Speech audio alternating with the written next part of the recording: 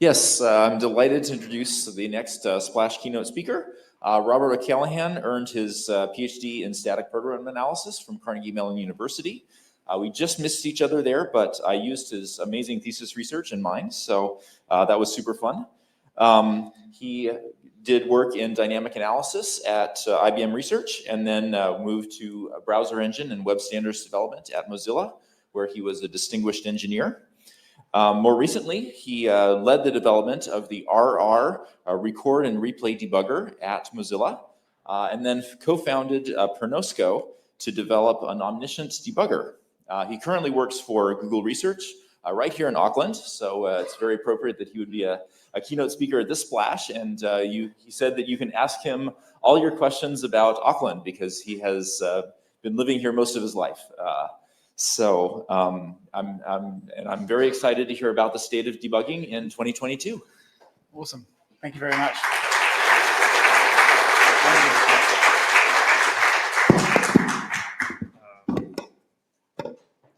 Right. Can you guys, am I coming through okay? Yep. No? What? Just make sure the thing is on. When it's green. Okay. All right. Awesome. Okay. Thank you. Yeah. Thanks for the intro. It's a great privilege to be able to be here in my hometown and give a talk to, a really good conference, which is not normal. These kinds of conferences aren't often held here, so it's a great opportunity. I'm super grateful for that. Before I start, get to the meat of the talk, let me just say that the work I'm going to talk about, most of it is not my work, but some of it is. But that work that I did was pretty much all done before Google. But Google has let me contribute to the RR debugger on company time. So I want to thank and acknowledge Google for that. And having said that, nothing I talk about today represents any Google position. Google doesn't really have a position on debugging, but this is not, if it did, this would not be it. Okay. So why debugging? Why do I care about debugging? How did I get here? As a developer, I personally find discovering the causes of bugs to be really often very difficult, time-consuming, and frustrating. I find debugging, difficult, and I spend a lot of time doing it in my career. I also feel really grateful to God for my privileges and opportunities to work on cool stuff. And because of that, I feel like I have an obligation to try to move the needle on some hard problems, perhaps some thankless problems that aren't really getting enough attention. And I think that debugging is definitely one of those. So let's just take a flashback 35 years to 1987. This is a screenshot of the Microsoft Code View debugger, which came out that year. It had support for breakpoints, single stepping, viewing your source code and debugging at the source code level, displaying the values of program variables, even evaluating expressions in the programming language. So that's awesome. I mean, that was a lot of cool functionality, and it's been 35 years, and as we all know, the field has, computing in general has advanced tremendously in those years. So you would think that by now we should be using debuggers with vastly greater capabilities. However, this is really the state of the art, a state of practice in many, many projects. Basically writing logging code and collecting dump logs. In fact, and people will make statements like, print debugging is the only way in a distributed system to build, we're building microservices. We call it logging. Or some people say things like, for over 10 years of work, I used debugger maybe a couple of times. To me, this is incredibly disappointing. This means that something has probably gone wrong. Dedicated, whatever debugging tools we have, in some sense, I think it's it's an anecdotal observation, but I feel like they're less popular than ever. So this is a problem, I believe. So I want to reflect on this talk is really about reflecting on why this is. What problems do debuggers have? What have we tried to do about them? And why haven't we been successful? And to a large extent, this talk will be a litany of failure and despair. And I hope you really enjoy it. I also think, by the way, I think we should do more of this. I think at conferences like this, we don't spend much time usually presenting papers about things that failed. I would like to see more of that. So this is the agenda. I'm going to talk about sort of 5 major issues with debugging tools and how we've tried to fix them and what the results of those have been. Then we'll take a step back and consider whether interactive debugging tools are actually a good idea at all. Then we'll have some ideas about what we could do in the future to maybe move the needle. Before I get into that part, just let me say, there are all kinds of different tools in this space. There are some tools that are really popular and effective called sanitizers, which are basically doing certain kinds of dynamic analysis to find certain kinds of bugs, like memory corruption errors. And those tools are really widely accepted and very good, and we should keep doing more of them. But there's still a huge class of bugs that remain, essentially various kinds of logic bugs for which we can't really build custom dynamic analyses. And this talk is really about debugging all those other bugs. So let's talk about the traditional debugger model. It's actually pretty simple. This is the kind of functionality that CodeView had in '87 and that GDB and most traditional debuggers have today. So basically you have some facility for pausing the program in some state when certain conditions are met, like you reach a certain point of code, a certain line of code. And then you have the ability to inspect the current program state, look at the values of variables, look at the call stacks, stuff like that. And when you're done with that, you can continue the program, executing forward in time and making more progress. Now, there are some major issues with this whole setup to start with.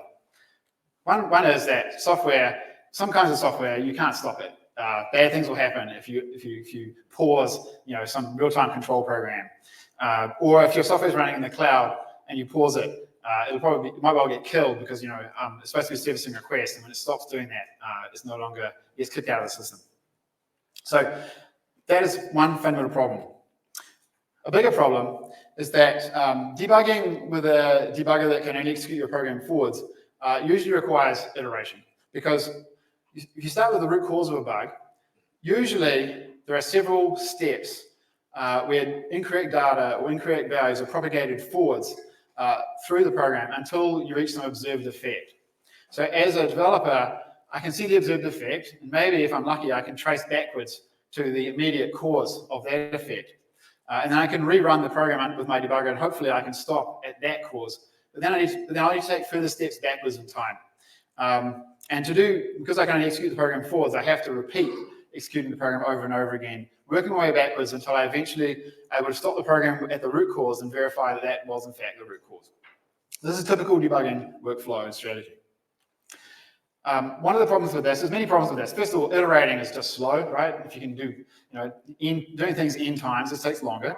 Another problem is that non-determinism it kills you, basically. So most real programs are non-deterministic in some way. And what that means is that you may be working your way backwards towards the root cause, and then you run the program another time, and you don't even see the bug, or it manifests in a completely different way. And then you're really in big trouble. And this kind of problem, when it occurs, it means you're going to get really frustrated. You're going to spend a lot of time trying to figure out what to do. So yeah, again, iteration is a problem. So we have a solution to this for both of the things I just mentioned, and that's to move to a recording and replaying strategy. So the idea is that we could have a technology where we can record application execution while your program runs normally without pausing it. Okay, so it's going to run, but we're going to record stuff so that later on we can replay the execution and in such a way that the program will go through the same program states and reproduce the same bugs. And then I have the ability then to debug the replay. So I can then, that's great, I don't have to pause the application. It means that my repeated iterations as I work backwards towards the root cause are guaranteed to work, right? They're guaranteed to reproduce the bug the right way. It also turns out what's even more important is that on top of record and replay, you can simulate reverse execution. So instead of having to rerun the program from the start, essentially we take checkpoints as it executes, and we can rewind to those checkpoints and then, but essentially fake going backwards in time. And that's really, really powerful. So what does that look like in practice? What's the experience like? By the way, who's used a reverse execution debugger before? Some, a few, not many. Right, so that kind of comes back to where we're having a problem with the whole debugging sort of situation. So what it looks like in a debugger, this is essentially a transcript of GDB using the R open source debugger backend. So at the beginning, I observe the value of some variable, and I decide it's incorrect using some out-of-band information. Okay, so this is part of my bug. I want to find out how the variable got that value, and my program is very large, and there's all kinds of aliasing, and it's basically very complicated. I don't even know where this value could have been set. There are probably many instances of this data structure in the program, and only one of them is the one I care about. What I can do is I can set a watch point on that variable. In this case, it's kind of a hardware watch point, and then I can tell the debugger to reverse continue, and it will run backwards, or we'll fake running the program backwards, and we'll stop when the value of that variable changes as we're running backwards, which means we're stopping when that value is set to its incorrect value, which I just observed. And we stop there, and then again, we're back there. Now we can inspect the program state, we can see the call stack, we can see what was going on. So essentially, I've just traversed one of those reverse edges towards the root cause. And I can just basically keep doing this until I reach that root cause. And it's really, really, really effective. So this is the superpower of reverse debugging, actually. These reverse traversal of these data flow edges. Very effective, gets used in practice. People at Mozilla use it. People at Google use it. Lots of people in different places use it. And tools like it. It's not the only tool. RR is not the only tool in the space. I'll talk more about that right now. So the first sort of really usable version of this technology was built by VMware, who, and they've since abandoned it, unfortunately. There's a commercial product called UDB by Undo Software, which is pretty good. Microsoft has a version called Time Travel Debugger, used built on slightly different principles. RR is the open source project that I started and currently maintaining. But a lot of people have worked on RR, it's not just my baby. Replay.io is a tool in the web tool space, so for essentially extending browser developer tools to support reverse execution and record and replay debugging. There's one for C#. There's a lot of hardware simulators like Simex provides some kind of record and replay debugging at that level. There are some very interesting record and replay systems available only to certain government agencies. And there's a bunch of research in this space as well, which I don't really have time to talk about. So how are we doing? How are we doing in the market? How are we doing with actual users? Okay, I've talked about, we have a bunch of users. Some of them are very enthusiastic. I've talked to people who told me that RR literally saved them months of work, which I think is a great achievement. But for sure, like you guys put up your hands, right? It clearly hasn't taken over the world, not by a long shot. And why is that? That's what I'm interested in. Well, one problem is overhead. So all those different tools that I mentioned, all have different trade-offs, all have slightly different designs. We've tried lots of different things. But the reality is that these tools almost always have overhead that's too high to run on production workloads. You'd like to be able to have recording on all the time, so that if there's a bug in production, you can just go back and see what it was and fix it. We can't do that today. Another problem is that each of these tools has sort of practical limitations. There may be limitations on the hardware, the operating system that you can use, the programming languages that you can debug this way. Those are all present. Another problem, but perhaps most importantly, there are some very major problems that affect all debuggers, including reverse execution and record and play debuggers, which I'm going to talk about right now. And one of these problems is that traditional debugger interfaces only let you see the value of a single program state, the current state in some sense. And traditional debuggers, you can move forwards, and if you're lucky and using a really cool tool now, you can go backwards, but you're still stuck looking at a single program state. And that is a very limiting view of the world. Because what developers often want to do is to understand what's happening to the program over time. And so, you've got there's something interesting and you want to know how it evolved over time. And the current crop of debugger interfaces don't give you a way to do that. And what we have to do today in debuggers is single stepping. So if you want, for example, if you want to understand the control flow through a function as it goes through loops and as it goes through conditional branches, typically you single step, you step, and up in your head, you're building a model of what happened and how you got there. That is incredibly tedious, and it sucks, it's stupid. The tools should be able to provide you this view, some kind of view over time, so you don't have to do that. And I'll show you an example in a minute. One thing I've learned is that single stepping is always a sign that your debugger is inadequate. If you're single stepping, the tool is not good enough. how do we get away from that? How do we show state over time? Well, there's a set of techniques, sometimes called query-based debugging, and also including omniscient debugging, which basically let you overcome this. The idea is that you use some infrastructure to collect detailed information about program states over time, and then you provide queries to visualize that data that you've collected. Sounds simple. Omniscient debugging essentially takes that in an extreme direction and says, let's collect all program states, say all memory values and all register values over all time, and we'll put it into a big database, and we'll provide some kind of interface where you can interactively access all that data. And we'll provide some fancy visualizations that will let you see what's happening over time.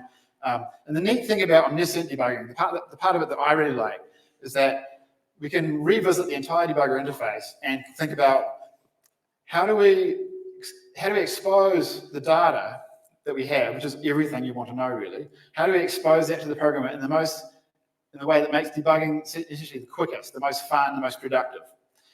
We don't need to, if we know everything, then we don't need to sort of tailor our interface to some limited subset of the data that we happen to have around, which is how all debugger interfaces have been designed until recently. So here's an example of what omniscient debugging can do.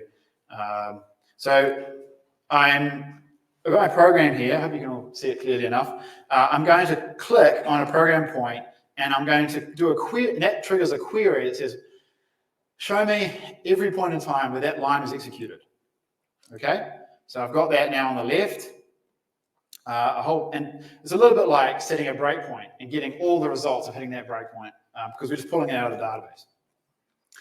Okay, after I've done that, I can add some variables to the view and say, show me the value of these variables each time that code executed. And I just do that, and it pops up in my query results because, again, it's just a database. And then I can continue. Some of those are not interesting. I want to narrow down my query, so I can enter a Boolean condition, and again, it's a query to get the data out. Okay, so very fast and I think pretty pleasant to use. Whoops, how do I? Okay.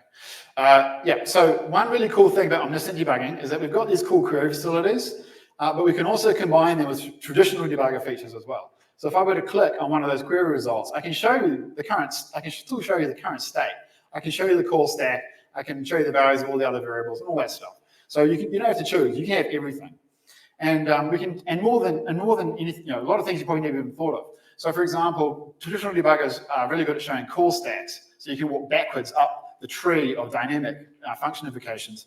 But what if you wanted to move down the tree? How do you do that? Well, we can collect we do collect all of the callees, dynamic callees of a function invocation as well. And we can show you a list of those so you can drill down into the call graph. Another thing, we've got similar facilities to what I showed you before for following reverse data flow. We can also show you things like control flow in a really nice way without having to deal with single stepping. So for example, in this visualization, which is incredibly simple, I've just colored the lines of the function invocation that were executed. Okay, so at a glance, you can see that that if condition was not taken, right? So we skipped the ignoring arguments output. You could get this information, but normally, you could get this information by single stepping, but here it's just at a glance. So I think we can make the programmer's life much less tedious trying to do this analysis. So what exists in this space? So Panosco is the company that I co-founded, to basically build on top of RR in a way I'll talk about, and provide this kind of interface for real programs. And yeah, so we did that. In terms of commercial products, the only sort of significant one that I'm aware of, significant other one, is a thing called Revin by a company called TechTrain, and that's an omniscient debugger for security researchers. The people who find bugs in your software and use it to hack you. So those actual security researchers, they love debugging tools. They are probably the most avid and fanatical users of debuggers because for example, they can't add logging statements to the code that they're trying to hack. And they don't have source code. So they basically are always looking for sort of whatever leverage they can get to understand the binary code that they're working with. So they love debuggers, and that's cool. That's not my target market though. There are also some research projects in this space The steam drill and omnitable work is the most recent stuff that I'm aware of. And it's pretty cool. But those are sort of more query-based approaches with less of an interface on top. One thing I want to mention here is there's a very strong connection between omniscient debugging and the record and replay stuff that I talked about before.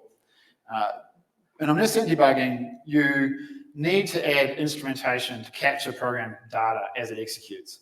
And because you're collecting so much data, that instrumentation is typically very high overhead. But record and replay gives you a way to make this practical.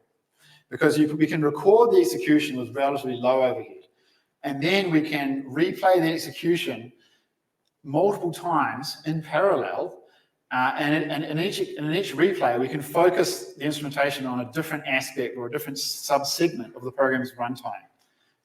Essentially collect detailed information about different parts of the program. And then at the end, we can pull that all back together. So the ability to do recording and then replay the recordings in parallel is just parallelize the data collection step. And that's incredibly important for making this practical. In terms of practicality, one question that should be obvious, I think, to all of you is, isn't this incredibly expensive in terms of storage? All memory count, all the values of register, all the values of memory. And it is. It takes a bunch of work, but you can squeeze really, really hard. And we've been able to get the storage requirements down to less than 1 bit of storage per instruction executed after compressing it. And this is really good. I mean, we have customers who use, who do analysis of runs with like trillions of instructions, and we can do that. We can handle that. So that's really, in a way, it's surprising. It may surprise you. On the other hand, maybe it shouldn't, because low-level program execution at the machine level, which is where we're working, is in fact incredibly predictable. So maybe you'd expect things to compress really well. So we have some very enthusiastic users for omniscient debugging tools. But again, they haven't taken over the world. Does anyone use the omniscient debugger? Yeah, that's exactly what I expected. None. All right. So definitely haven't taken over the world. So what's the problem now? First of all, we inherited some limitations and overhead from record and replay tools that I talked about before. There are some additional upfront computation costs to build that omniscient database that I talked about.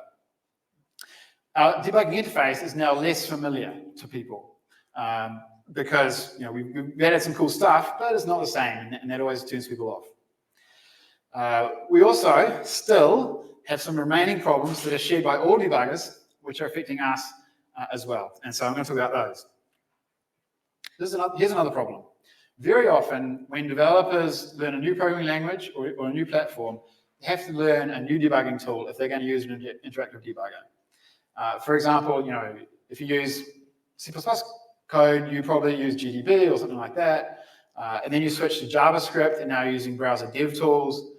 And maybe then you use Python and using the Python built-in debugger. So you're learning new tools every time. And these tools are not so easy to learn. I mean, GDB's got some pretty nasty sort of syntax and a whole lot of weird commands. LDB's chosen a different set. So these are problems. The situation, and this is one of the problems that is hurting us, but is actually getting better over time. And it's because people are using IDEs, things like Visual Studio Code and IntelliJ, and those have essentially a unified debugger interface that different language backends can implement. And that's great because people get used to one interface and they can transfer that knowledge to other languages. However, we still have one problem where we've got no traction, which is that if you have a program that uses multiple languages, like for example, JavaScript and C++, and you want to debug both the JavaScript execution and the C++ execution, you're going to have a bad time. If you're lucky, you can debug one or the other, but it's really hard to do both. Now, there are some technical approaches to improve that, but that's very much work in progress. Another issue I'd like to draw attention to is many of you here implement new languages, you even implement new virtual machines.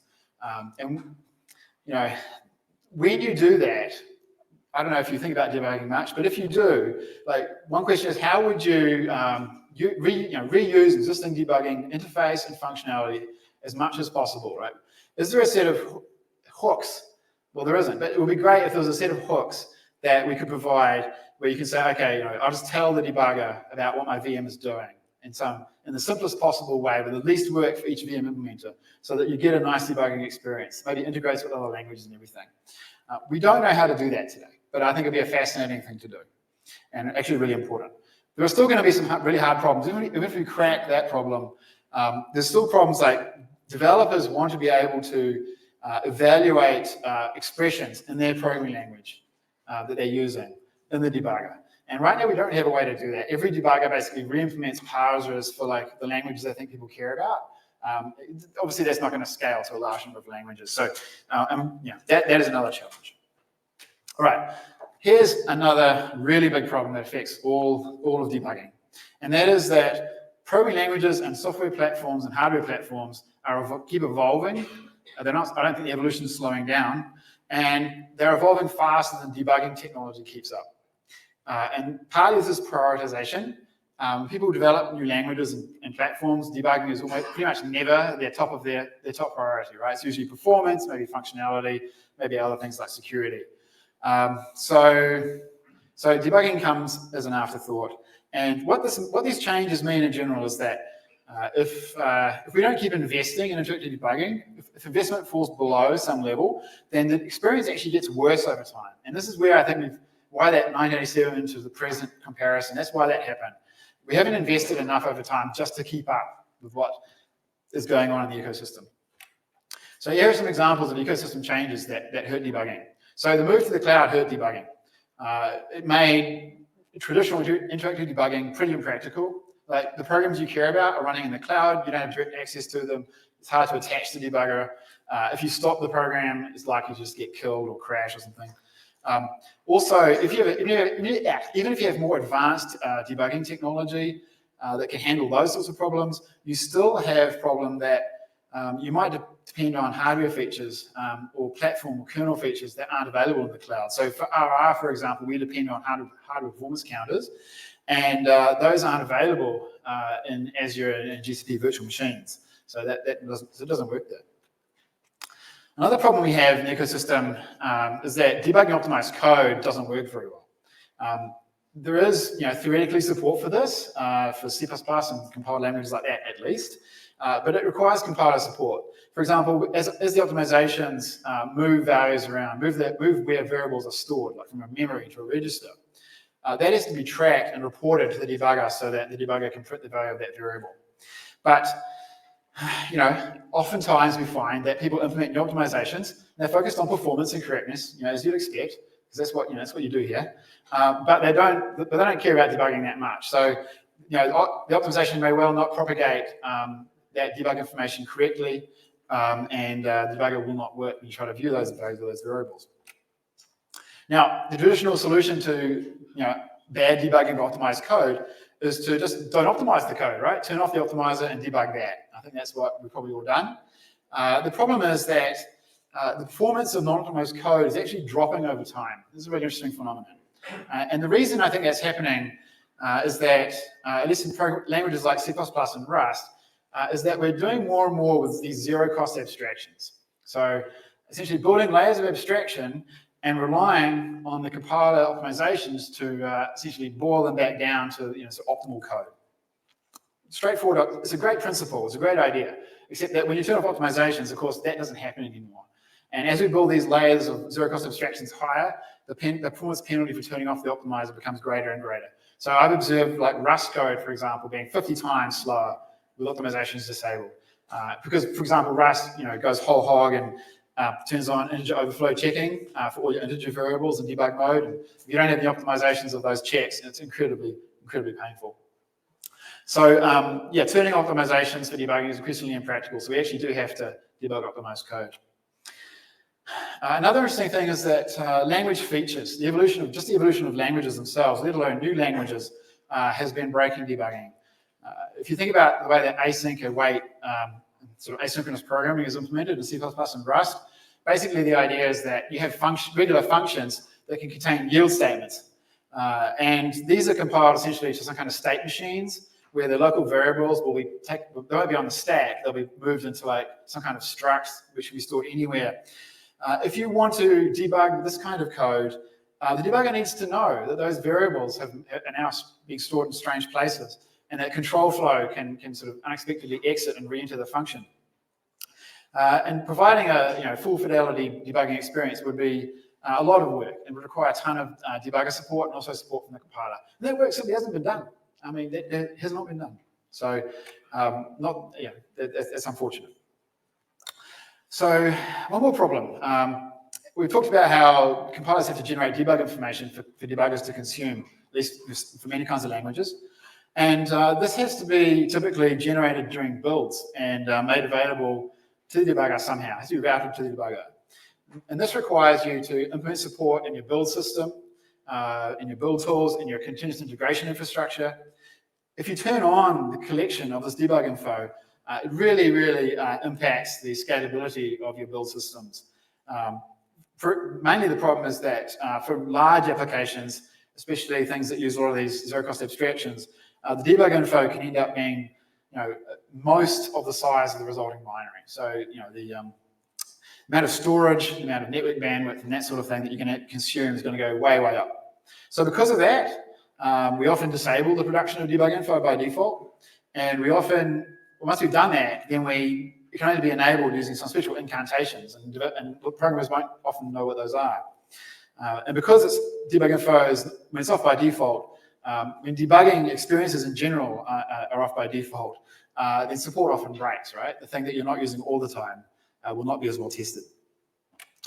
So this is an example, I think, of what they call a Red Queen's race, which is from sort of one of Lewis Carroll's books, where basically the idea is that you need to spend an enormous amount of energy just to stay in one place, let alone make forward progress. And this is the problem we're facing. One more problem, culture.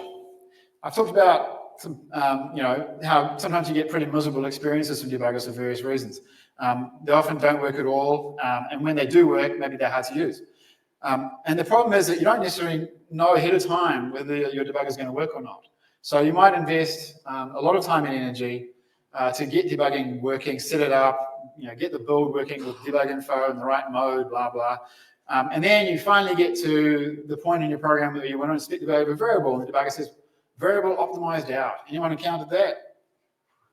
A few. Most of you probably aren't even using debuggers at all. So the brave, the few, the brave, the proud. So yeah, I mean, I've had this experience myself, right? Many times. And because of this, users give up on debuggers and use other methods that are more reliable. And that's happening. And as this happens, debugger usage declines. And of course, it's a vicious cycle, because as people use debuggers less, people are less motivated to invest in them and the surrounding ecosystem. And over time, I think users just forget that debuggers exist, or perhaps even worse, they assume that debuggers could never be useful and they should never even try anything new. Maybe we can get around this by, if we could provide some really good debugging experiences to the right set of developers, like some kind of developer influencers, like developers of TikTok. Maybe users would demand those experiences for themselves, but we haven't managed to make that work so far. So, let's reflect, let's take a step back. We have to ask ourselves, if debugging is this bad, should we be trying to do it with interactive debugging tools, or should we just use other methods? Like, should we just accept that people do what they do and stop trying to push that rock uphill? Let's talk, to do that, I think we should talk about logging. This is the alternative to debugging to interactive debuggers that is really commonly used. And we should actually learn from it, because it has many desirable properties. It's very simple. It's very easy to learn how to use logging. It doesn't require you to pause the application. It works in just complex distributed systems if you do a bunch of engineering to collect logs. It can scale really well if you do a bunch of engineering on the logging side. It can provide views of program states over time. Just the way it works, that's fantastic. It's very portable. Every platform and language has some kind of simple logging facility. And it works well when you have programs that use multiple languages at the same time. One really nice thing about logging is that it lets developers capture information that will be useful for debugging. Essentially, the knowledge about how to debug the program is encapsulated in what you log and how you log it. And you write that logic and that knowledge in the language that you're using for your program, which is a really great feature. So, fantastic. But logging, I'm not here to tell you that logging is the answer. It often requires that kind of iteration that I said was a problem before. You often log a bunch of data, and then you realize you don't have enough, so you have to add more logging, rerun cause the failure again, and then maybe add more logging. You have to do this iteration, and the iteration is a problem with logging exactly the way it's a problem for traditional debuggers. An iteration can be even longer because in some cases you have to add the logging code and get it code reviewed, for example, and then deployed, and that can be really, really tedious. And of course you run into the problems with non-determinism as well. Also, intensive logging can perturb the application, and in some bad cases, adding just one or two lines of logging can make the problem completely disappear. Some people probably had that experience. Massive logs can be very difficult to analyze, and one thing that I've seen at Google is that you can, there are some applications that are so big, the amount of logs they generate make logging actually kind of, it's digging through gigabytes of logs to get the information you want can be really difficult. There's one really fundamental and interesting property of logging that I think holds it back and will continue to hold it back. And that is that logging is basically capturing features of your current program state. And great, you can build them up over time, and it's got lots of good properties. But logging does not intrinsically capture the connections between states. It does not understand the connections between states. So I showed you before an example of how a record and replay debugger can do this reverse data flow analysis. But you're going to really struggle to get that with any kind of logging system. The debugger is taking advantage of the fact that it knows everything that happened in the program. It can string together the data flow. And with logging, you just can't do that. So what that means is that if we could make the implementation issues go away, solve all those technical problems, somehow magically remove all the overhead, then the omniscient debugging experience will be strictly better than logging, right? We could do everything logging can do, plus we can provide a whole lot of things that logging just can't do. Another thing I hear is that better programming languages will obsolete debugging. People will say, if you just use Rust, if you just use Haskell, we've got amazing static guarantees, we'll verify everything, and there won't be any bugs. It'll be great.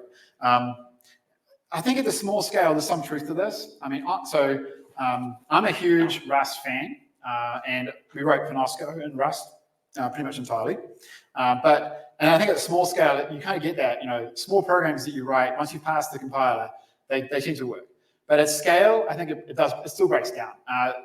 Once you start interacting with code that you didn't write, or that you wrote a few years ago, so the past you wrote it, and you're no longer the same person, that you basically will make mistakes, there will be logic errors, and you will still need to figure out how to root cause those.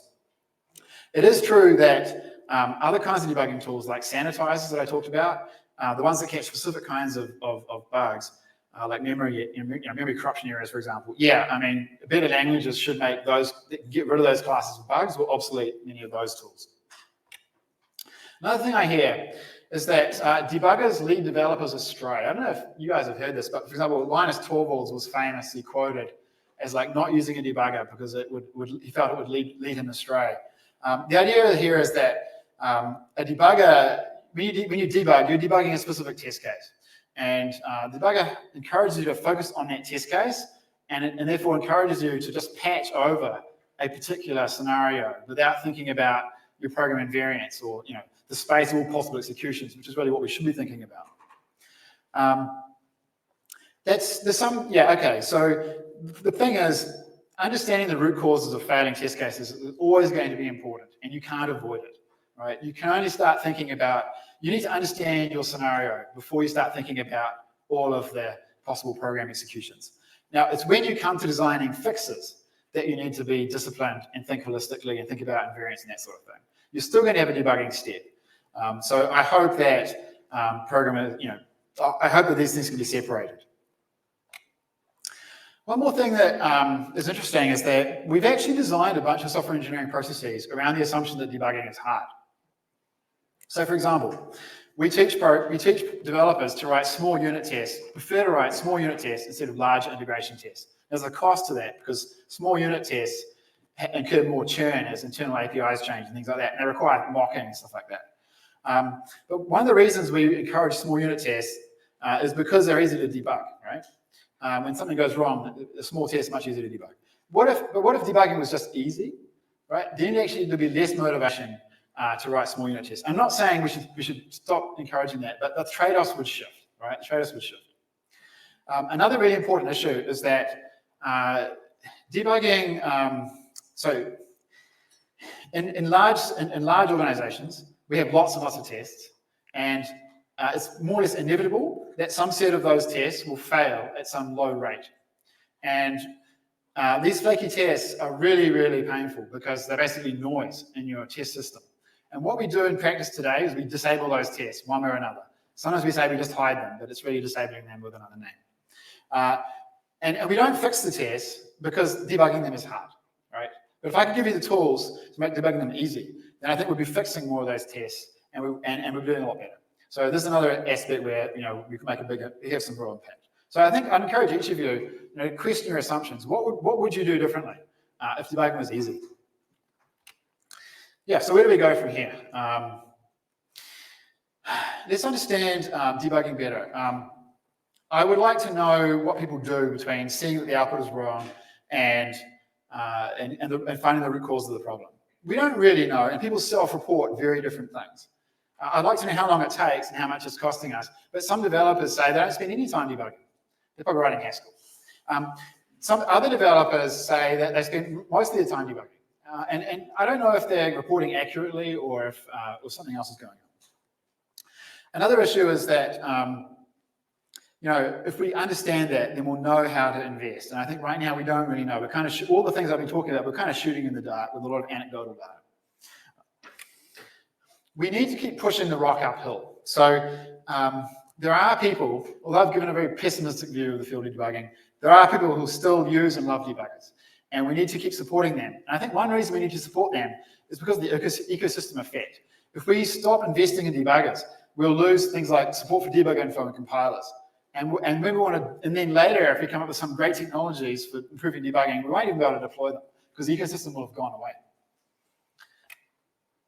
I would really like to solve the problem of always on record and replay.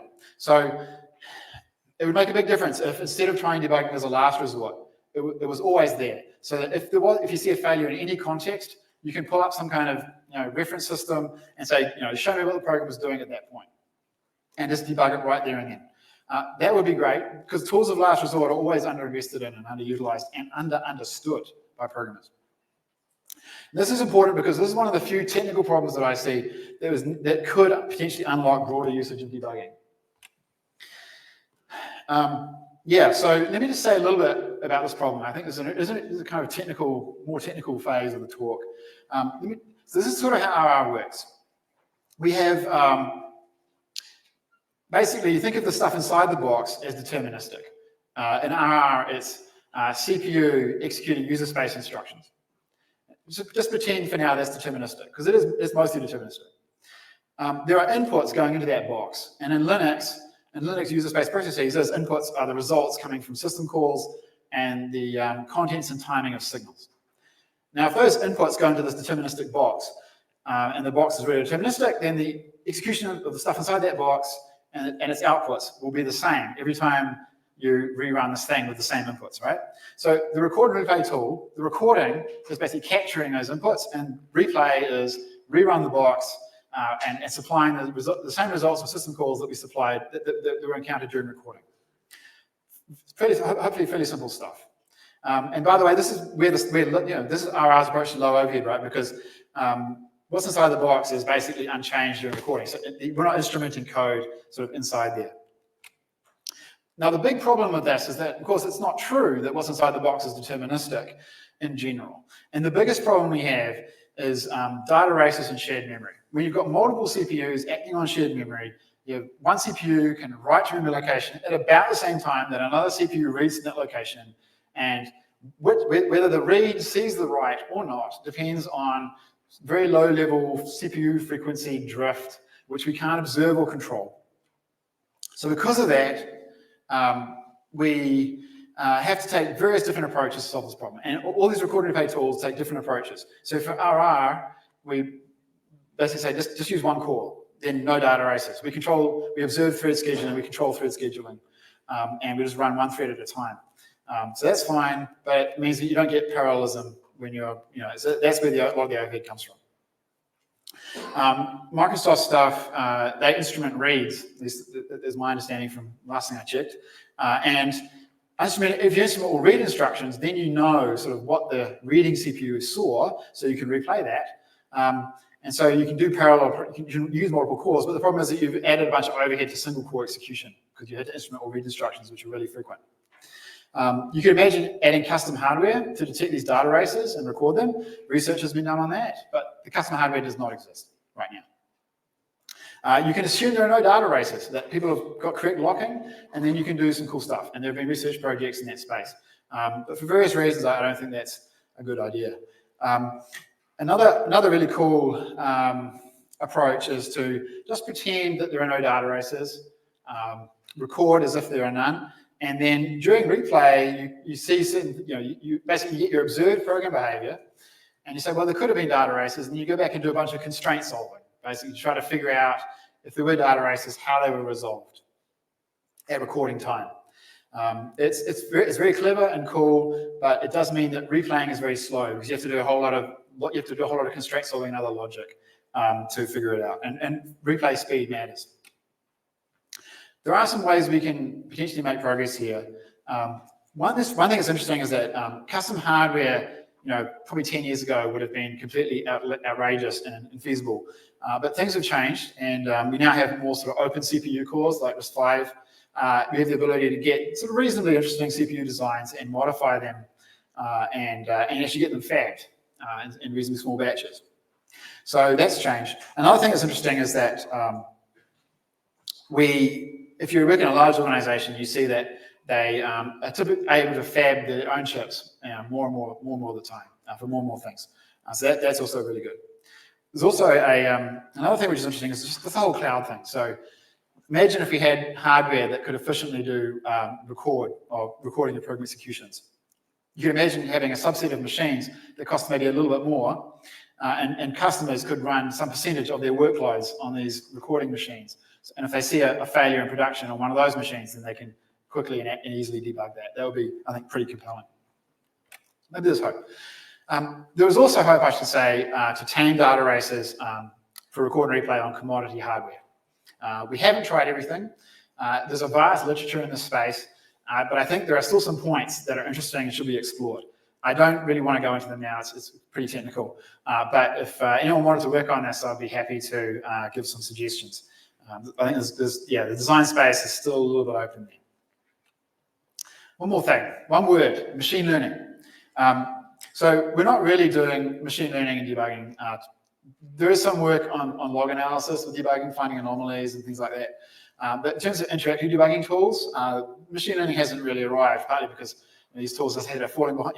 It's hard for these tools to run, to walk, let alone run. And so, but it does seem intuitive that there are ways to use ML here. We have lots of data, we can generate lots of data, and we also use heuristics. We use heuristics to identify things that programmers might be interested in, for example. Another interesting thing with ML is if you look at the latest generation of large language models, they can do a really good job of explaining bugs in small programs, small enough to fit in the prompt. But how do we, one question would be, can we scale that to sort of more realistic applications, and how do we do that? One question we should consider here is it worth building better tools, even fancier and more powerful debuggers for the decreasing set of users who are actually using debuggers at all? Or should we be trying to focus on work that allows debugging usage to go broader and affect more developers, but maybe not as smart? I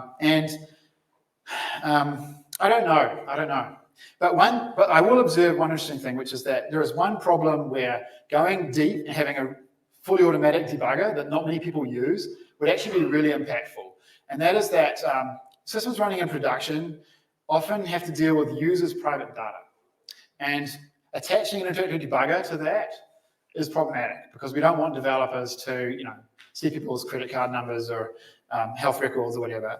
And logging is also problematic. It's very easy to accidentally log too much, and that's very dangerous. So, but if we had a tool that would say, okay, here's the test case, or here's something happened to a user, and it can do the analysis and just tell you where the bug is, or some information that leads you to the bug that doesn't reveal that private data, That would be really, really powerful. I mean, people would love that.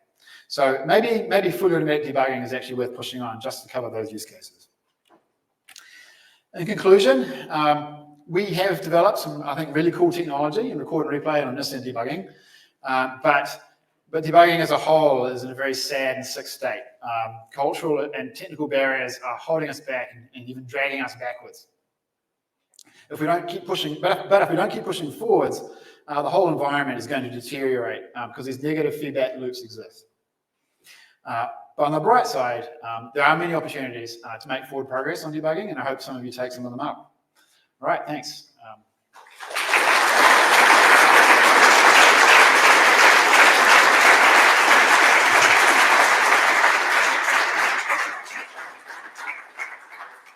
Questions? There's one up there. Ben. Questions? Thank you. Sweet. Hi, this was really interesting. So one thing I didn't quite understand is you said that something like logs are fundamentally going to have trouble with capturing the sequence of program states over time. Well, the connections between them. So I see. So the fact that some value moved from here to here, or yeah. So what's missing? Because a log has like a temporal list of this happened, then this happened, then this happened. So like, what else is needed to do everything that you want from a debugger? I think you kind of need to integrate the program operations. So the fact that the program executed, like at the lowest level, the program executed instructions that took data from this state and then manipulated it and ended up in this state. So that's where you need to build. Building those, understanding those connections between states is extra work. Let's put it that way. So maybe you could build something on top of logging that incorporates that knowledge. But it would require a lot more. It would require a lot of information that wouldn't necessarily be in the logs, and that's where omniscient debugging kind of comes in. Hope that made sense. Happy to talk about it offline. Sure, it doesn't. Yeah. Ben. Great talk. Thank you for that. So it strikes me that different platforms have different requirements and expectations about what level of debugging they support. So, for example, JVM, it's all bytecode level. All JVMs basically try to make optimization unobservable. And there are tools that are built on JVM TI and so on. Yep. Whereas static compilation, like that is not the assumption at all. Right. It strikes me that maybe moving some of the optimization responsibility down into the VM makes this easier. Do you have thoughts about that? Yeah. So it's true. You're right. I mean, about so VMs have some quite sophisticated de-optimizations and on-stack replacements and things like that. But it can still be a problem. Debugging can still make your program run slowly, and I think that's still a problem in those environments. It's not as big a problem. Being able to dynamically de-optimize is good, but it's not a complete panacea. I don't know if that really answers your question, but it'll have to do. Yeah. So I wanted to ask.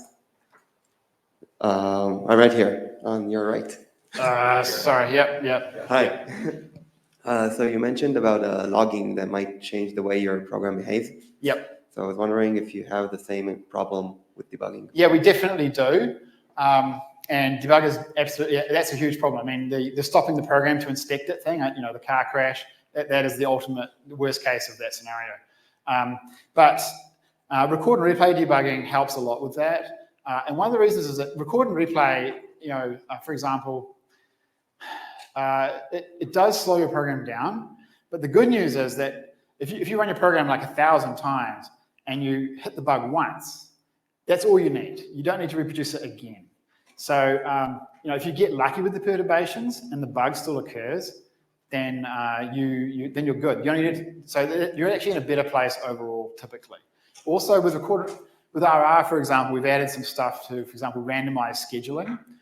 So you can basically do things in the debugger to sort of exercise more parts of the potential execution space. And of course, there's tons of research on that, how to do that really well. We're kind of doing it in a dumb way. But that's another option. So you can kind of inject you can sort of put more perturbations back in to try to reach those weird program states that your log statement pushed you away from. I don't know who's next. Yep. That was a very interesting talk. I was curious about your thoughts on technologies like eBPF, which let you do seem to address some of your issues with I think, for instance, yeah. yeah, I think eBPF is basically another way of doing logging. You can, Even with minimal performance impact? Pardon? Even with minimal performance impact, because one of the attractive qualities of it is that it doesn't have much impact on performance. Yeah, I mean, it's a low overhead logging approach that lets you inject probes into parts of the kernel and other parts of the system that you wouldn't normally be able to access. So that's nice. But ultimately, I think you are injecting code that collects data into a log. It connects basically little pieces of state from the current program state is what you're collecting. So it's a kind of logging. Yeah. Hello. Yep. So you just talked about correctness debugging mainly in this talk, but there's an interesting dual of performance debugging as well. Yep. And that's what a lot of my experience is with debuggers, performance debugging. Okay. And so I wonder if, and in those cases, in fact, you have to turn all optimizations on, and you actually usually just end up sitting at assembly code or perf logs and so on and so forth. So is there any sort of insight you have on performance debugging, or what are your thoughts on that, or some? I mean, in some, so it is a bit of a different problem. I think that it's fair to say that record and replay and omniscient debugging can be useful for performance debugging. They perturb your program performance quite a bit. But if you're interested in, say, algorithmic complexity, like understanding why some query takes 10 times longer than some other query, that's, omniscient debugging is really good for that. RR doesn't perturb you that much if you're just doing CPU computation on a single core. And so there's a bunch of performance problems that you can analyze pretty well with those tools. But in general, you probably do want a different set of tools. If we had that kind of super low overhead record and replay nirvana that I talked about at the end, then that would sort of by definition be really useful for performance debugging, because you would capture this very low perturbation recording, and then you would be able to replay it and do all kinds of cool analysis, like beyond what we can do today. So that would be awesome. Oh, wait, over here, sorry. Yeah, we've got the microphone here. But we can go. Okay, I don't know. Yeah. Okay, sorry, yeah. Yeah, you said earlier about something to do with hooks for programming languages implement for debugging, I think.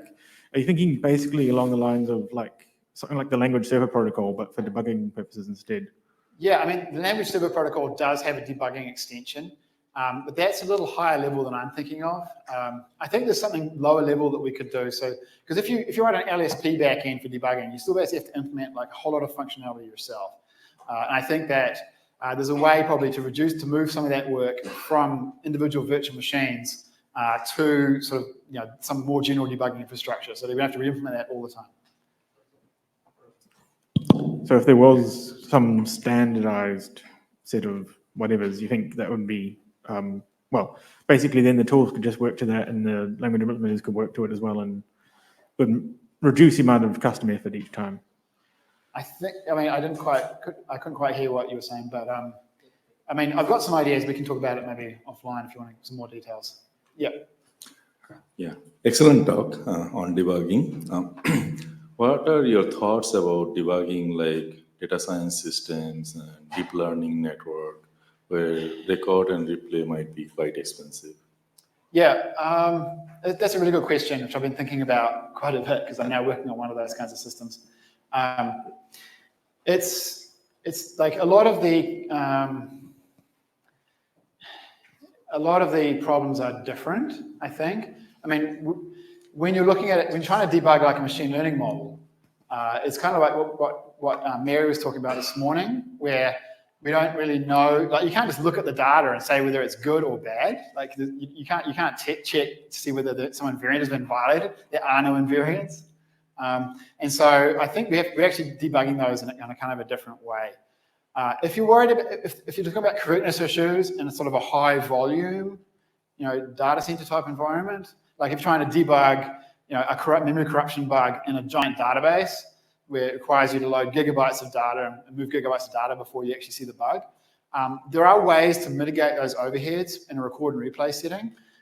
For example, instead of like RR sort of by default copies all of the program inputs into the log, into its trace, right? And if those inputs are terabytes of data, then that's going to be a lot of data to be copied. But but typically when you do that, that input data is not changing. And so in some environments, we can grab essentially a copy on write reference to that data without actually bulk copying it. And RI has a few optimizations actually to do that in the Linux setting. And in general, I think we could probably do a better job for distributed systems. So there's some hope for that. But in terms of debugging like machine learning models, situations where you don't have invariance and you're just trying to do data science, you need to do data science to have any idea whether what you're seeing is valid. And we can't really help directly with that. Yep. This is a really fascinating area. There's a lot of questions I could ask, but I'd like to just stick to one comment and a question. Okay. The comment, you are focusing on one part of the debugging process phenomenon, and that is locating a fault, locating the point at which some sort of aberrant behavior was introduced into the system. Yep. Some of the questions here have demonstrated that there's actually more going on than that. And I personally, I've thought about a lot of these things for a long, long time.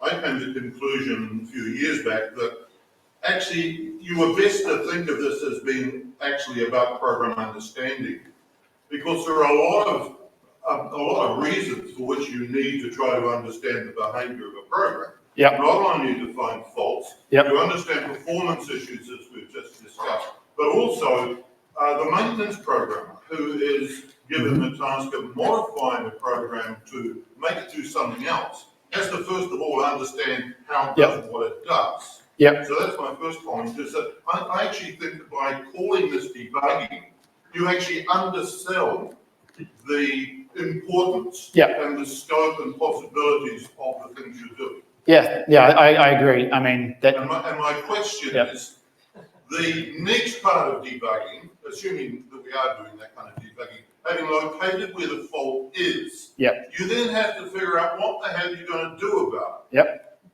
Which is sometimes even the harder part. Do you have any thoughts on how to address that part of it? Yeah, I mean, so I agree. I mean, so especially if you look at this sort of, if you look at the omniscient debugging kind of approach, essentially one way to think of it is it's a way of understanding program execution. Like it's just a way of visualizing program execution, which can be useful for understanding the code in the first place, even in the absence of a bug. So I do think there's actually a lot of value there. Like exploring what the program does, just in general, is useful for sure. And you're absolutely right about that. And the same thing is true when you come to fix a bug, right? And one of the things that that you want to be able to do actually is to understand the correct behaviors of the program. And you know, in general, you need to do that. You need to understand why when the program behaves correctly, why is it correct? And how do we extend that to the incorrect case is part of what you have to figure out. And I think we can actually add support to these tools to help you do that. One area of debugging research, which I should have added to the talk, but probably I was worried about time, is one thing we're not leveraging is when you have a test failure, you often have a closely related test, that doesn't fail. And understand the difference on behavior of the program you execute on the good test, on the good input and the bad input would be really, I think really, it's intuitively, it feels really powerful. And you know, there's work like Yline did a bit of that, but no one's using anything like that in production. And there's a lot more, I think there's a lot of work to do to make that more practical. So I really look forward to the opportunity. You know, it would be great to get to the point where debuggers can do that. And that's part of the more automated deep debugging that I talked about at the end. And I think that's part of what it would take to come up with better fixes. But in general, you know, coming up with a fix does require, like I said earlier, to think holistically, to understand program invariance, and to reason about code more than just the input. And there we're going to need tools more like the kinds of cool stuff that you guys have been working on and talking about. So that's definitely really important. Yep. Sorry. Yep. Good. Let's take one last question. I wonder whether you have any thoughts of software and hardware debugging and what they can borrow from each other. For example, we talk about recording temporal information so people can see how the shape of the value of data changed over time. I didn't understand most of that. Sorry. So for example, if you try to debug FPGA, you can view the waveform of a signal, and then it shows you like a temporal information. And do you think this kind of like data collection and visualization techniques that we can, borrow from the hardware? Yeah, so waveform signals don't work, those sorts of things I think don't work too well for software. Like people often ask, can I have like a timeline where the x-axis is time and the y-axis is something? But for software, like units of time are not usually that important. For real-time systems, they can be, but for most pieces of code, you kind of have some very slow and boring pieces of code that occupy huge amounts of time, and then some interesting pieces of code that execute very quickly. And so essentially the things you care about are not evenly distributed across time, and so these time axes tend not to work that well in my experience of playing with these things. I don't know if that really answered your question, but I hope it was a good comment. Okay, we good? Cool. Thanks. Thank you very much.